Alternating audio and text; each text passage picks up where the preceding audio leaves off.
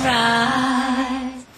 You're watching Sunrise live on It's Friday, the 9th of March. Now, this morning on our career slot, we focus on the importance of effective mentorship programs for small and medium enterprises and specifically for entrepreneurs. And we've invited Sharon Reed, the founder of Vuka Mentorship Programme, and Lerato Nhlapho, a student who benefited from this initiative. And as a result, he is now the managing director of a well-established company. You at home are most welcome to give us a call. How do you participate? How do you get involved? How do you benefit from this program? The number is 011-537-9333 or 9345. Ladies, thanks so much for joining us. I'm so excited, especially when we're driving entrepreneurship. We know there's a skill shortage, there's job shortages, etc. So Vuka Mentorship, how did that come about? I was working in the township areas of Itwatwa, and before that I was down in northern KwaZulu-Natal, and I was working predominantly with informal women. And I found that the same things kept coming up over and over again. We would work with small companies or survivalists, and as soon as we thought they were sustainable and we would move away, then they would not become sustainable because we had been doing all the work for them. So I started to document all the things that we were doing, and in parallel I was approached by Anglo-American Zamele to become a mentor. And over the year or so that I worked with them, I started to document what was going on there. And before I knew it, I had this structured program, and it allowed me to implement things and measure how I was implementing what I was doing, and that became the beginning of the Vuka Mentorship Program. Yeah. When we say entrepreneurship, it's always such a daunting word. You think you have to come up with something that's never been done before, you need to be innovative and all sorts of pressures. Lerato, are you born an entrepreneur, or did Sharon have something to do with your result, or your outcome? Well, I think, it's always been my aspiration to become an entrepreneur one day. But then I came into contact with Anglo Zamele, and then it was there that I met with Sharon. And then at the time when I met Sharon, the business was struggling. It was really, I didn't really have much of a direction. And then when I met Sharon, then she helped me change my mindset from working on a crisis management mode, to a more structured and strategic mode, and then and helped me develop the confidence in the product and the business as well, and for instance, how to set up meetings and actually appear, when I go to customers, have the confidence, because if you have the confidence, then the customers will then have the confidence. But that's the thing. I think what makes or distinguishes the entrepreneurs that survive from the ones that fall out the race is exactly that. It's not from lack of trying necessarily. It's just finding somebody who hold your hand, guide you. How do you close the deal? Who do you need to speak to? Find that core decision-making circle. No, I think it's more than that. We've actually proven that anybody can become an entrepreneur. There's a lot of talk that you have to have this big idea to become an entrepreneur. And what we've actually started to prove through the program is that entrepreneurs come of all different sizes. And South Africa, we all tend to be so hard on ourselves in South Africa, but South Africa is actually made up of millions of entrepreneurs. Nearly every man and woman in the street is an entrepreneur in some sense or the other. And what we started to realize through our own program is that if you just follow a form of structure and you take people through a journey, never mind where you start the journey, you can actually open up the doors for them to start thinking bigger than what they do. Because everybody has a skill. It doesn't matter whether it's a professional skill or an unqualified skill. It's still a skill that everybody has. And everybody has that opportunity to turn that skill into making money. Yeah, I say you need to change the mind map or the paradigm. From the township, especially the spaza shop mentality, to almost owning your own retail store. You can start out with the department store or whichever way you go. What is also daunting for a lot of entrepreneurs, especially with women, is dealing with the issue of finances, the budgeting, the cost of sales, what goes into the product. What did you learn from a mentorship? And sorry, Lerato, before you answer, let's take a caller quickly. Liana in Soweto, good morning to you. Hello, how are you, Cindy? Well, thank you. What's your question?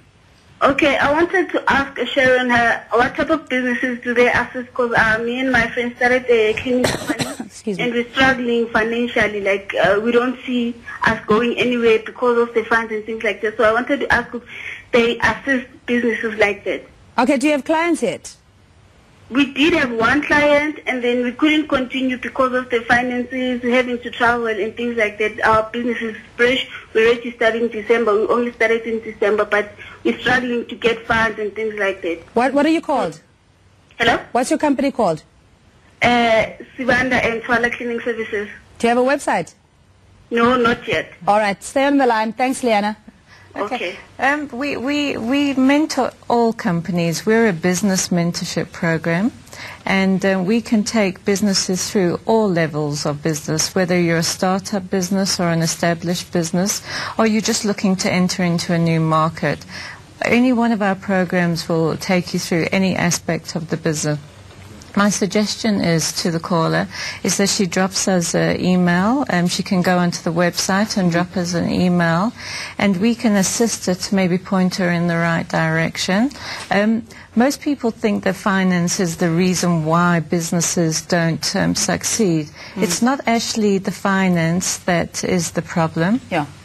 It's actually the lack of presenting their business idea that is the problem. Finance is a solution to the problem. It's actually presenting your business idea and actually understanding what your business is going to deliver. That's the thing, because you need to live the vision. You need to believe in it more than what the next person would. We were just talking about the criteria and what you learned in the mentorship program.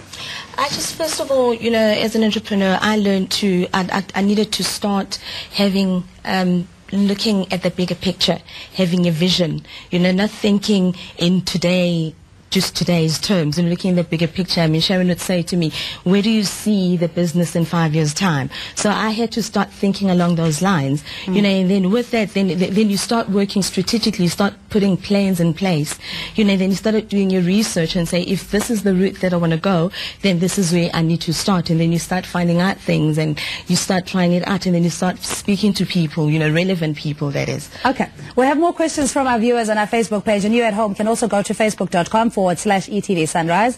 Stace is standing by at the newsroom, or in the newsroom rather. Hello, Stace.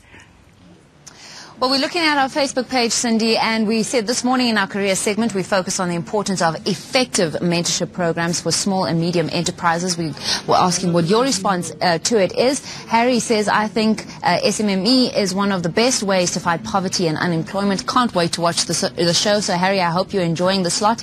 Valentine says, this is a good way of raising the profile of new enterprises. However, what are the gains for the mentor? Surely it doesn't make good business sense to raise your future competitor. Also, what incentives are on the table from the government? Edgar continues. He says, how can one run a successful business in a township these days? Because every street corner is a business. And then Lebohang says, helping grow small businesses will make a huge difference for our economy, which is why government should subsidize these businesses in order for them to be able to expand. I think what's coming through as well is when you have a mentorship program, it's really working on the mind, your understanding of business, changing your mindset as well, Cindy. But the interesting question is, what's in it for the mentor? Sharon is very excited. She says, I can answer all of those and she can't wait. Shoot away.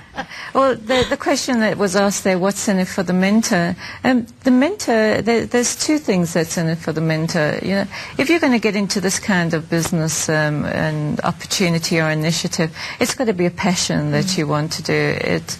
You're not going to go into this kind of business opportunity if you're not passionate about assisting people to better themselves.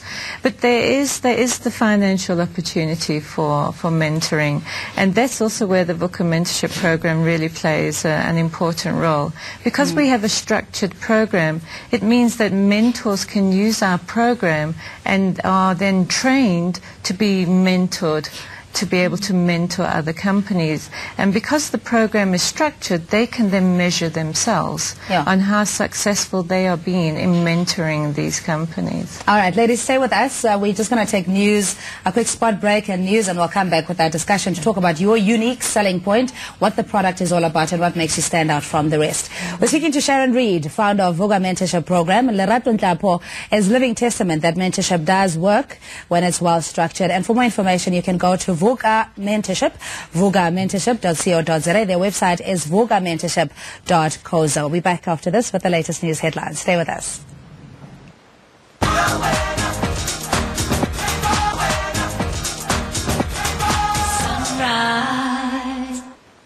Thanks so much, Now we continue our chat about effective mentorship program. It's the Vuka Mentorship Program. You can go to their website. That's vukamentorship.co.za. Lerato Nhlapho benefited from this program and is now the MD of her own thriving business. We're talking about your unique selling points when it comes to the mineral water, the whole process, and how you got to know about this opportunity.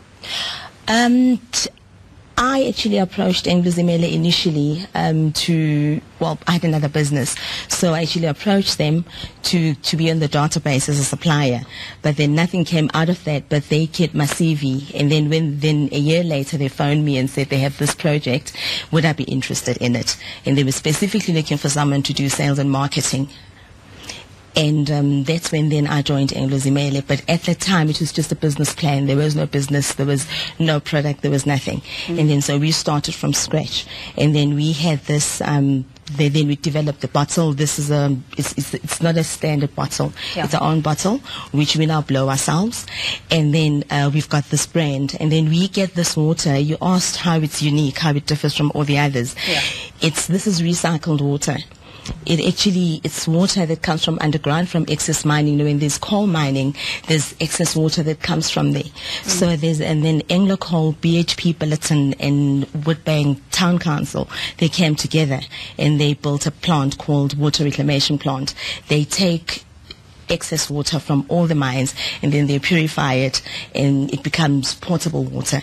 And then So sorry to interrupt you, Lerato. I mean, we're bombarded with calls. We can't even take them because of time constraints. But you need to be knowledgeable about the product. You need to know about all the processes, be hands-on as well, Sharon. It's important.